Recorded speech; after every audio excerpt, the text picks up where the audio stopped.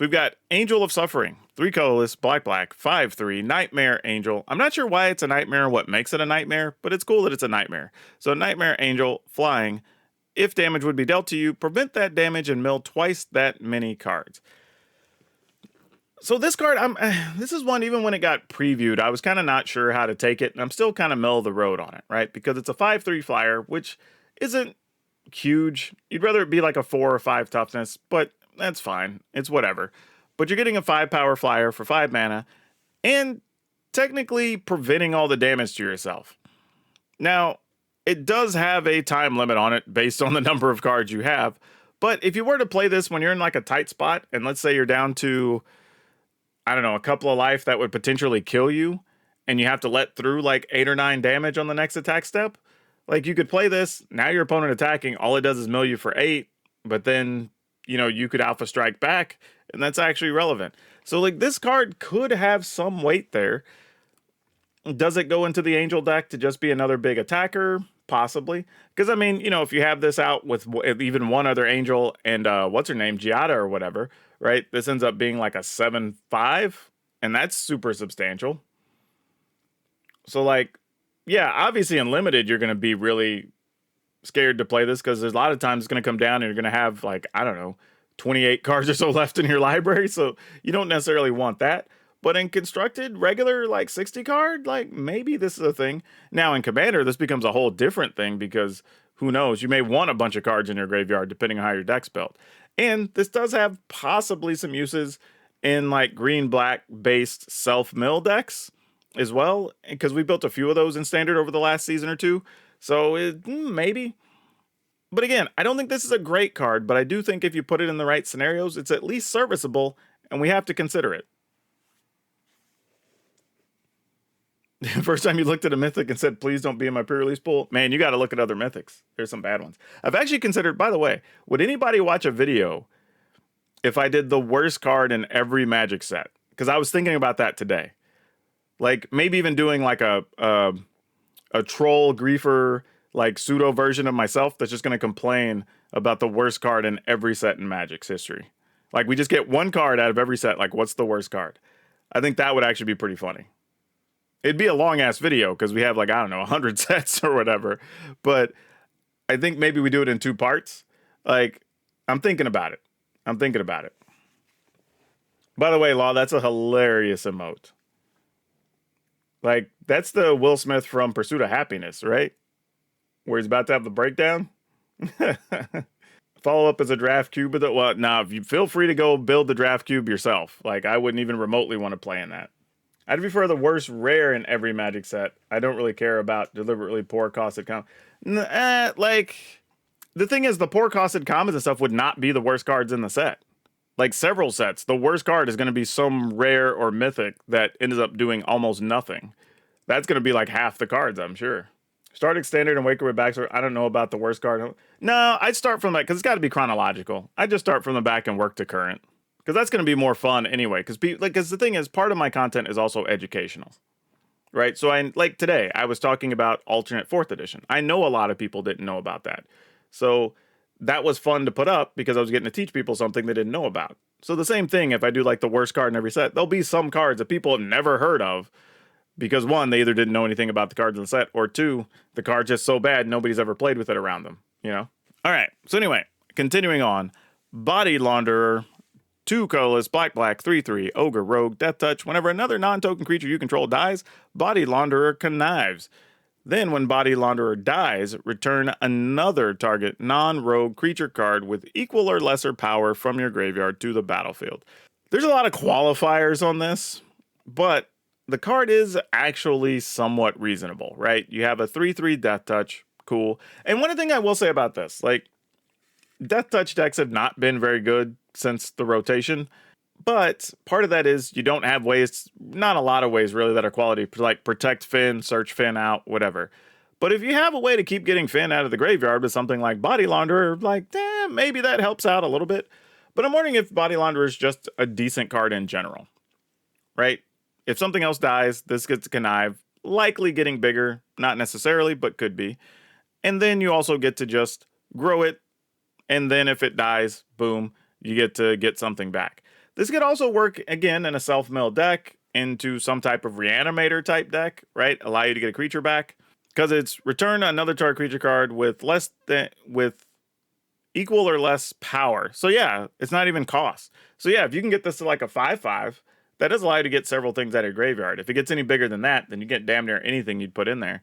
So yeah, this might have some uses. Again, I don't think it goes into a lot of decks, but I think the couple of decks that want it might be able to do some really cool stuff with it. Cemetery Tampering, 2 colorless and a black enchantment, hideaway 5. At the beginning of your upkeep, you may mill 3 cards.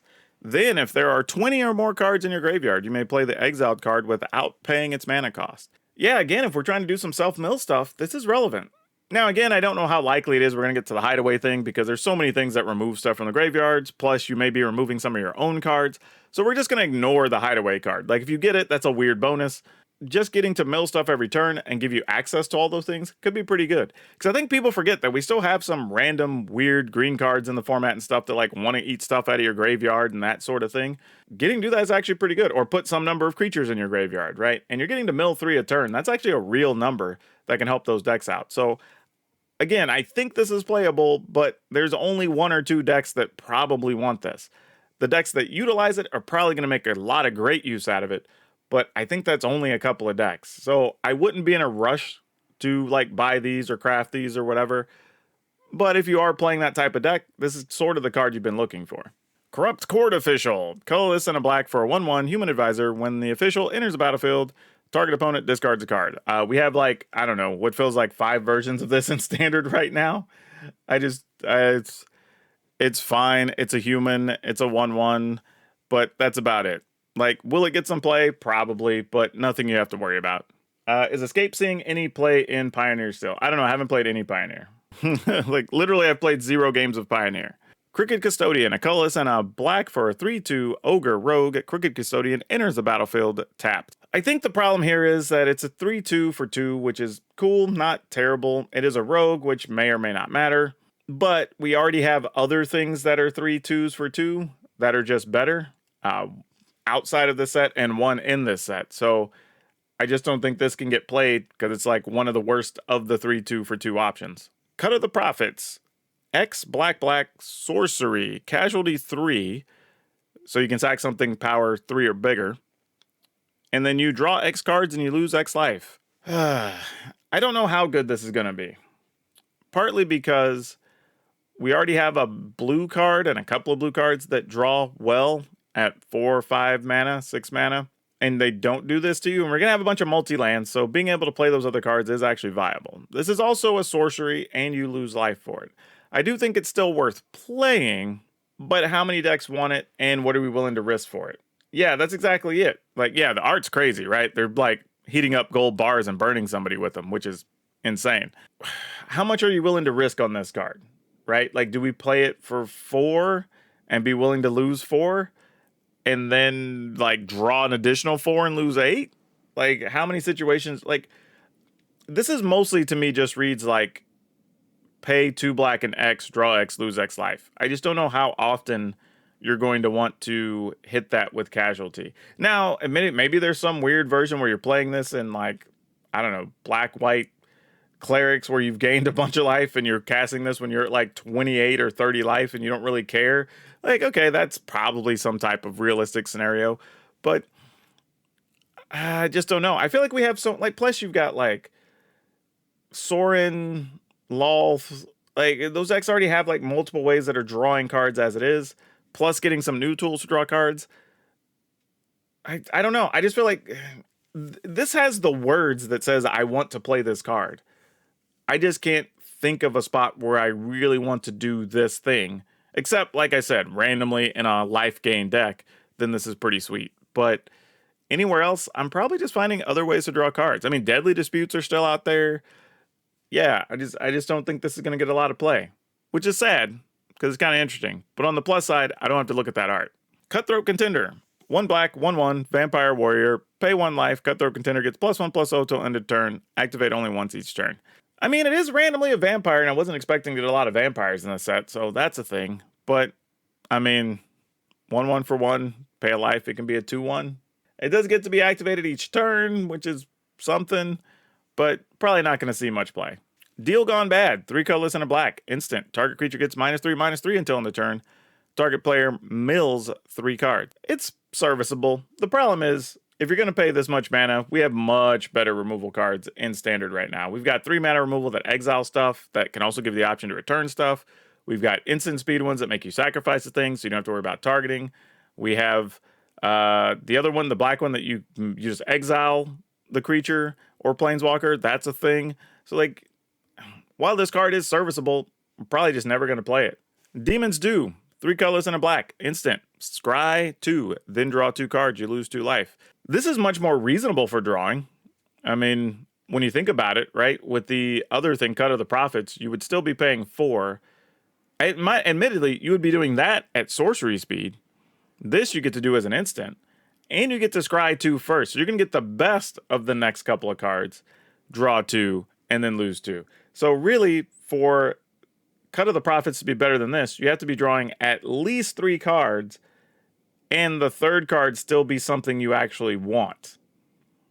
You know what I mean? Like, and you're doing that as a sorcery. So you'd be tapping 5 mana on your turn. Like, yeah, I don't know. But anyway, Demon's Due, we've seen variations of this. This is almost like the black version of Into the Multiverse. Since you get to scry 2, then draw 2, you just get to lose 2 life. So yeah, this will probably show up somewhere. It's not like super powerful, but it'll probably get a little bit of play. Dig Up the Body, 2 colorless and a black. Casualty 1, mill 2 cards, then you may return a creature card from your graveyard to your hand. I mean, we have a bunch of different cards that return stuff from graveyard to hand, and we almost played none of them. So, yeah, I'm saying I'm just going to pass on this. Limited, maybe, but constructed, nah. Dusk Mangler. For a 7 mana 5/4, in addition to casting this spell, sacrifice a creature, discard a card, or pay 4 life. When Dusk Mangler enters the battlefield, each opponent sacrifices a creature, discards a card, and loses 4 life. Hell no. Why does this cost so much? 7 mana, and then you still have to either sack a creature, discard a card, or pay 4 life. Then you get the 5/4, and then each opponent sacrifices a creature, discards a card, lose 4 life. Like, I mean, I guess in some world in Commander, if you're able to like sacrifice this and get it back every turn, then you're just a nuisance to everybody at the table, and that's actually pretty amazing. Otherwise, yeah. Like, this feels like if you could do some fun commandery tricks, go for it. This would probably win you some games, and it'd actually be cool to see go off. For Constructed, we're not even going to consider this. And for Limited, I mean, I guess it's fine if it's your top end and you need a big body, but I don't think this is one of the cards you're hoping to open.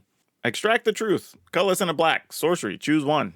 Target opponent reveals their hand. You may choose a creature, enchantment, or planeswalker card from it. That player discards that card.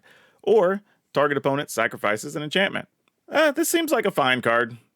I mean, if you're playing some type of discard deck already, and you want some versatility to be able to get rid of an enchantment, this is fine.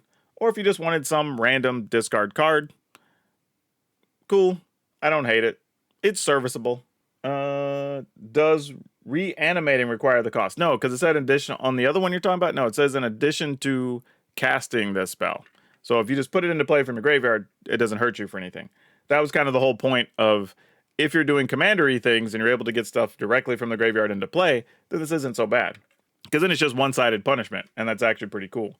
But 7 mana to get a 5/4 and then use ability, nah, not so much. All right, Fake Your Own Death. A colorless and a black. Until end of turn, target creature gets +2/+0 and gains when this creature dies, returns to the battlefield under its owner's control, and you can create a treasure tome. Like, you know what's weird about this set? There's a lot of cards that are like, hey, we know you've seen this card before, but this time you make a treasure. Or this time you get a tapped treasure. That's sort of what this feels like. It's a type of card we all know exists. We've seen it in, I don't know, it feels like twice a year we've been getting some version of this card. It just never gets played. Is there a world where it's probably fine? Yeah, maybe if you have something that you're worried about creatures coming back into play and whatever, maybe, but it's not that exciting. You're probably not going to play with this. Girder Goons, 4 colorless and a black for a 4/4. When Girder Goons dies, create a tapped 2/2 black road creature token. It has Blitz of 3 colorless and a black. I will say this, the Blitz cost is at least reasonable on this, that you pay for, get a 4/4, it dies, you get a card, you get a 2/2 creature left behind. But in Constructed, we're probably still not playing it. Limited, it's actually reasonable. It's a 4/4 body, and you get a chance to get something else for it. So that's cool. But yeah, constructed, we're probably ignoring this. Graveyard Shift is a 4 colorless and a black. Sorcery, this spell has flash as long as there are 5 or more mana values among cards in your graveyard. Return target creature card from your graveyard to the battlefield. This is just a good quality reanimation spell, right? We have several that already cost 5 anyway, but there is a chance this ends up getting to cost less. So that's actually pretty sweet. So yeah, I'm kind of into this. If you're doing the reanimator thing, this is a good spell to have around in the future, even post rotation, so you always have access to one in standard. I don't hate this. This seems fine. Grisly Sigil. 1 black for sorcery, casualty 1. Choose target creature or planeswalker. If it was dealt non-combat damage this turn, Grisly Sigil deals 3 damage to it and you gain 3 life. Otherwise, Grisly Sigil deals 1 damage to it and you gain 1 life. So you choose a creature or planeswalker. If it was dealt non-combat damage, that's such a weird wording on this card. Usually it's the other way around if it was dealt combat damage. So this is saying if the thing was dealt non-combat damage, you get to deal 3 to it and you gain 3. But otherwise, you just deal 1. Like, I don't even know what we're trying to do with this. Like, I don't... Like, I mean... Are we trying to sacrifice a token to deal 2, gain 2 for 2 mana? Like, yeah, we're probably passing on this. I mean, it's such a weird thing. Like, yeah, exactly. Like, it's a deal 4 if you sack something, so that's cool. Like, in a sacrifice deck, I'm down. I will say this, right? Like, if I'm playing a sacrifice deck, I'm down with this card. Because you're definitely going to have tokens you can get rid of, and being able to blast things is cool. But the problem is, it's still creature or planeswalker. So you're really just using this to get rid of another creature, and then you're kind of hoping that 4 damage is enough. I don't know. That's the only world I can see where I want this. But the reality is, I think realistically, I'm probably just playing something else. I'm either playing an outright kill spell or I'm playing something else I benefit from things being sacrificed. I don't think this is the card I want. I think I'm passing on this. Hey, we got a new follower. Thank you for stopping in. Yeah, I don't even think it goes in a burn deck because you're only hitting creatures. And red already has a bunch of things that just hit creatures and planeswalkers. Like, if you could hit opponents with it, game changer, right? But when it's just creatures and planeswalkers, I don't think that card does enough. Especially on top of having to sacrifice a creature to get the benefit of it. Illicit, and it's a sorcery too on top of that. Illicit Shipment, 3 colorless, 5/5, sorcery, casualty 3. Search your library for a card, put it into your hand, then shuffle. This is fine. I could see some worlds where decks want to play 1 copy of this, maybe 2, just to be able to go search for whatever card you want when necessary. Be a little bit toolboxy with some one-ofs. Now, will you ever copy it?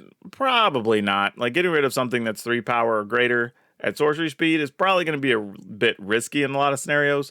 Unless you know you have time and you're just trying to get like the 2 cards that are going to finish things off.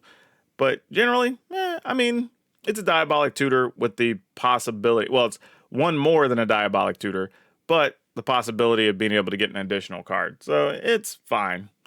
Like I said, will it get played? Probably. In any significant numbers? Probably not.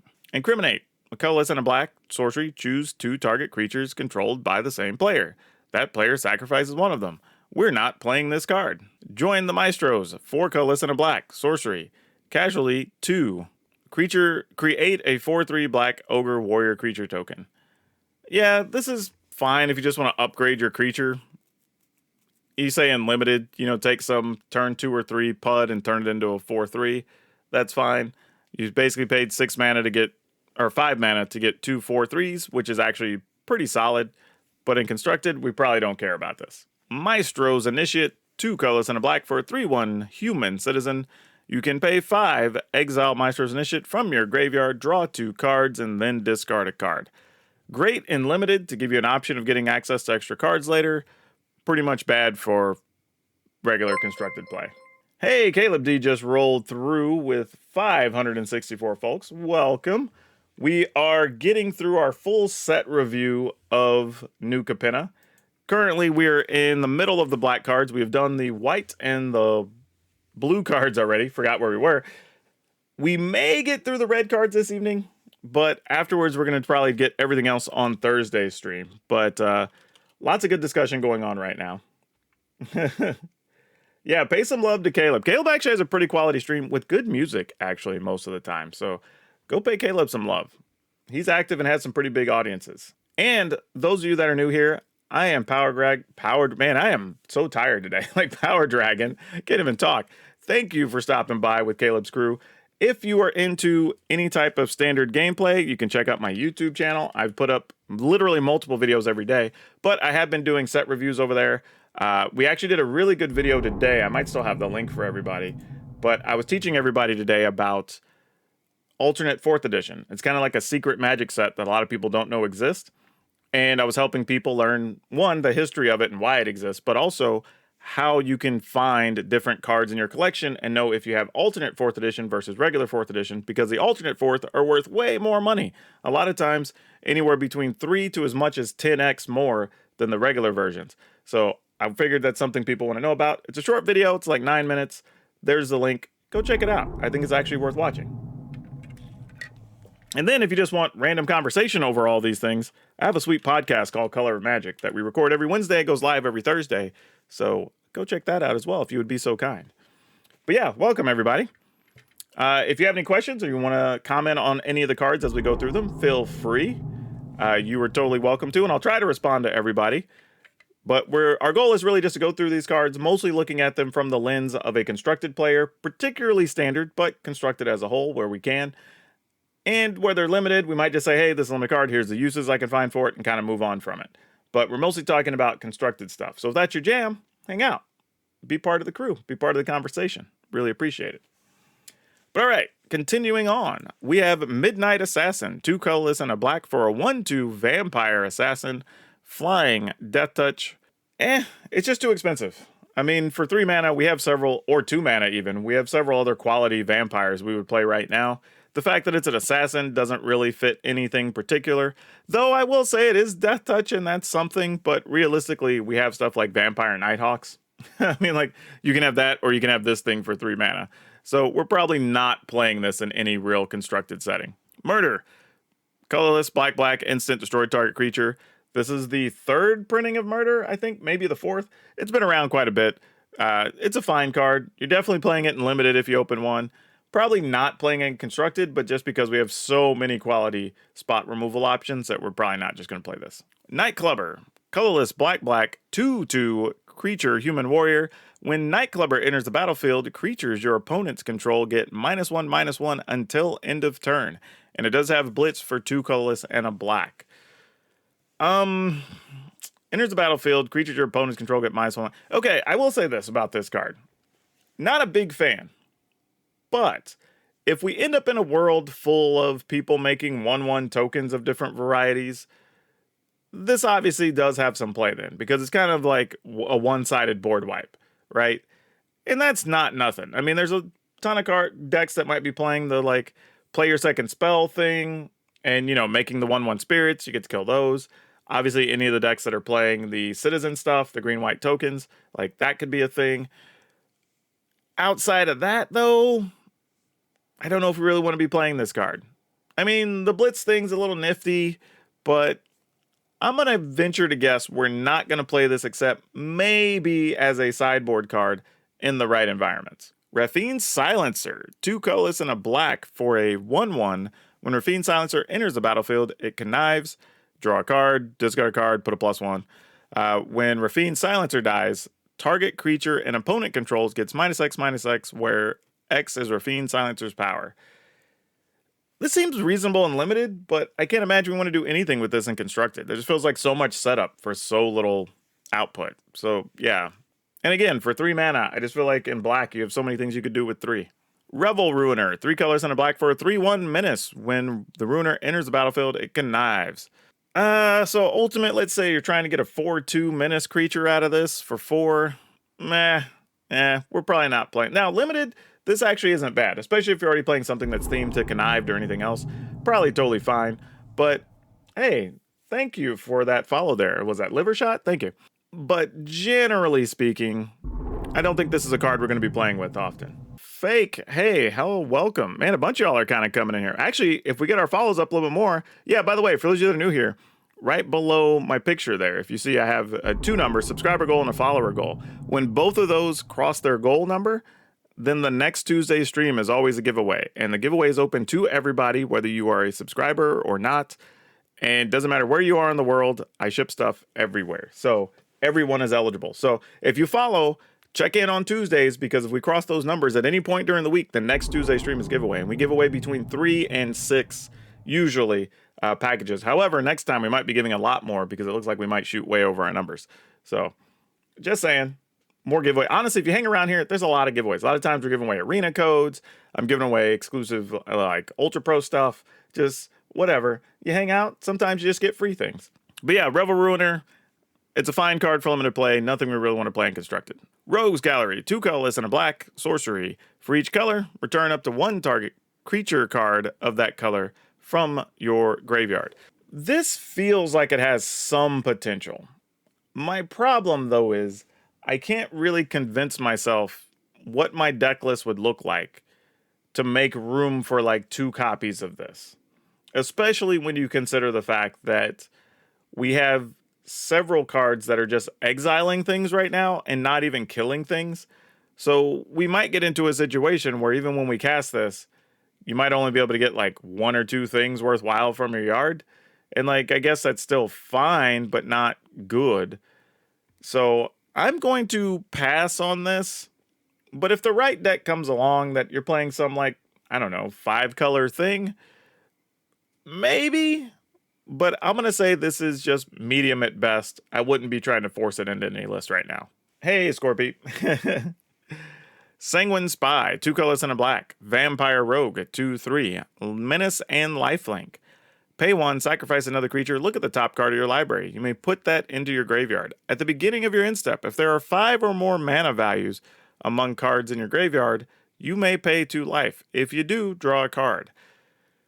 This card's a little funny because it has a lot of words on it, right, for 3 mana. Because to be honest, a 2/3 Menace Lifelink for 3 is actually okay.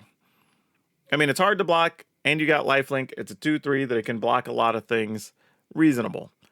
You can sacrifice something else. Now, I don't know what those other creatures would be, but you can also sacrifice things at instant speed that would be dying otherwise, so that's something to keep in mind. And then you can choose to put something into your graveyard or not that's on top. And then at the beginning of your end step, you could pay 2 life and draw a card. And it's kind of interesting, right? Because this is able to gain 2 each turn, theoretically. And then you get to draw cards, so that kind of checks. Question again we come around to, is this good enough for what deck wants this over something else we can do for, let's say, 2, 3, or 4 mana? Is this something better than any of those things?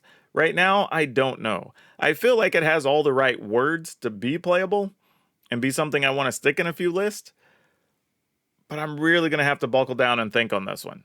It feels interesting, even from a rogue perspective, right? Because some of the rogues in this set want to put your own cards in your graveyard. And maybe that's the ticket for this, right? Maybe there's some deck based around that. But at first glance, it makes me want to say no. But when I read all the words, it makes me want to say yes. So I'm really on the fence on this one. I think this has more to do with a self-mill type situation, though, that could make it playable. Shadow of Mortality, 13 black. Creature avatar, 7/7.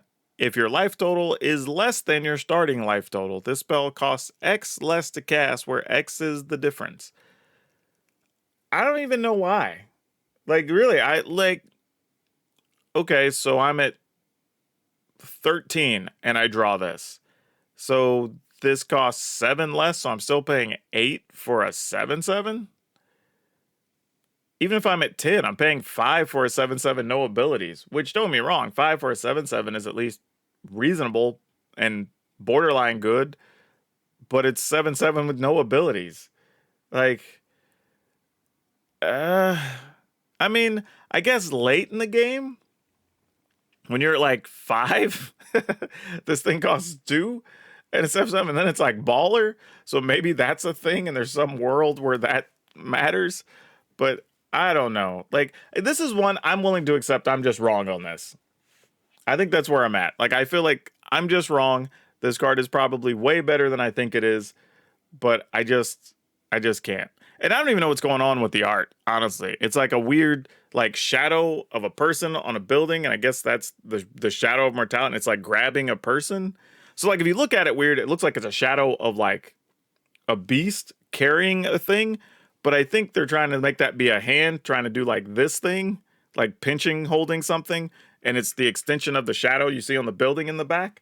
I think is what's going on with the artwork. So like I don't know, the whole card's just weird. It's a neat idea, it looks cool, but I don't know. I'm probably not going to play with this card. I would love to be wrong about. This is truly one of the cards I would love to be wrong about, and it's like I said, if I am, it's way better than I think it is. But I don't know. This feels like trying to redo Death Shadow in some way, but like fair and standard. And I don't know. I'm just not feeling it. Shakedown Heavy, 2 colorless and a black Ogre Warrior 6/4 menace. When Shakedown Heavy attacks, defending player may have you draw a card. If they do, you untap Shakedown Heavy and remove it from combat. What are you saying about the last card? Do I see a bird or hand? That's definitely a hand carrying a person, 100%. Because it's got like, if you look here, it's got like fingernails and stuff. Like that's definitely a hand, and it's pinching from the way these are shaped. Like no doubt, it's literally the extension of this shadow person, which I guess is the shadow of mortality, and then that's the shadow hand picking up a person. 100% that's a hand, not a bird. If anything, I saw like initially when I looked at it, I saw like some type of weird flying beast. Like this was the head and these are the legs and these are like, I don't know, weird tail feathers or something on this thing. I have no wings, whatever. It's a shadow monster. But then I realized I saw the body here and I'm like, oh, this is obviously a hand. Okay, so Shakedown Heavy. We've talked about this on a couple other videos. I think this card is playable. The thing is, I'm just not 100% in what, right? Because do you want it to be an aggro deck that's got a 6/4 creature attacking every turn that your opponent's just giving you a card? Because that's actually still not terrible, right? You play this and your opponent has to deal with it. Like, okay, cool. Or do the more controlling or let's say mid-rangey type decks want it to where like, okay, I'm either going to deal 6 to you or you're going to give me a card. And those decks love having cards, right? So it could go either way. I'm not 100% sure. Even if it just stays as a blocker. I mean, it's 6/4. I mean, like, it's a 6/4 for 3. Like, that's going to stone, like, mono white aggro, they're going to have to remove that, right? Because that stonewalls them for a couple of turns. So, like, this isn't terrible, even if it doesn't attack. And then if it does, your opponent has to make the decision of either, like, I got to deal with this or give you a card. And then if they do untap, they don't get to attack because you have this 6/4 in the way. I think this card is playable. I just don't know how good it is. That's the thing. Like, if I had, like, somebody put my feet to the fire right now and says, okay, 10-point scale, how good is this card? There's part of me that literally wants to say, like, it's like a 6. But another part of me that wants to say, like, but it might be an 8. You know what I mean? Like, I don't really know. But I do know I will be dealing with this card on the other side of the table from me in some capacity, and I'm not going to enjoy the decisions I have to make. Tavern Swindler, a colorless and a black for a 2/2 human rogue. Tap it, pay 3 life, flip a coin. If you win the flip, you gain 6 life. We've had, I don't know, this feels like the 4th version of something like this, where it's pay some amount of life, flip a coin, get something. Like, no, we're just not playing this in Constructed. All right, Tenacious Underdog. Colorless and a black, 3/2, human warrior, has blitz of 2 black, pay 2 life, and you may cast Tenacious Underdog from your graveyard using its blitz ability. So this is actually another one that's actually pretty interesting. I had this on my sleepers list, which I'll try to include the link as well for people that want that. But I think this card is actually pretty solid. What I think my problem is, some of my view of this card is also wishful thinking. That we want mono black aggro to be viable again, right? People like that being in the environment. And this is one of those cards that I think could lend itself to that. Now, remember, we were talking about having better 3/2 for 2s. This is one of those 3/2 for 2s. That's definitely a better card, right? Like, there's no argument over the other one we saw. That just is 3/2 comes into play tapped, right? This has an upside that it comes into play untapped, and you can play it out of the graveyard. And when you do, because you're using the blitz cost, it also gets you a card. So this is actually a pretty reasonable card. Well, the reason you have to pay the 2 life is just so you can't keep doing it infinitely. Otherwise, every turn would just be pay 4, make the 3/2 attack, and you get a card. Like, the card would be absurd if it had no other penalty to it. It would be spectacular. Hell, it would be good enough that even some mid-rangey control decks would be able to play it, because then just be like, cool, I just get a card every turn. Like, why would we not do that? Right? So, paying the 2 life makes sense. But I think this card is actually still pretty good. Even if it just dies early, you're great. It's in the graveyard. Your opponent sweeps the board. Great. I'll attack for 3, get a card. See if maybe it's another thing I can cast. If not, we'll try it again out of the graveyard, right? Especially in those matchups where you're not taking a lot of damage, this doesn't really have a big downside for you. It's really a 3/2 for 2 with upside. So I'm kind of into it. Vampire Scrivener, 4 colorless and a black for a 2/2 vampire warlock flying. Whenever you gain life during your turn, put a +1/+1 counter on it. Whenever you lose life during your turn, put a +1/+1 counter on it. Whenever you pay 5 for a 2/2, you're usually going to be sad. We're not playing this in Constructed. It's one of the better 2-drops you've seen. Yeah, it's pretty good. It's pretty good. So we got Whack, 3 colorless and a black. Sorcery. This spell costs 3 less to cast if it targets a white creature. Target creature gets -4/-4 until end of turn. Now, we've had, what's the other? There's another card in Standard right now that a creature gets minus something -1, but if it's a white creature, it gets like -4/-4 or whatever. Like, we're already willing to play that, right? And this, as a sideboard card, is very good against mono white aggro. Like, spectacularly good. For 1 mana, you get to off their stuff. Like, this is super good. And it's not terrible to be used against other things. And again, kind of what we've said about the other cards in this, I don't know, whatever we call the subgroups. If the format has enough 3-color things, then this card's going to be at least somewhat playable because you'll have more viable targets more often, right? If realistically every deck is 2 or 3 colors, then the odds of you getting to run into white creatures is actually significantly higher. But even if you don't, giving something -4/-4 is still a real thing. Now, that being said, it is a sorcery speed thing, and that is the downside, but it kind of has to be if you're going to let somebody give something -4/-4 for 1 mana. But yeah, playable at least. Probably just sideboard, though, to start with. But if the format goes a certain way, and let's say white-based, whether that's white 1 color, white 2 color, white 3 color decks, are a thing in the format, and they make up, I don't know, even 40% of the field, you start to consider a card like this main deck for a copy or 2.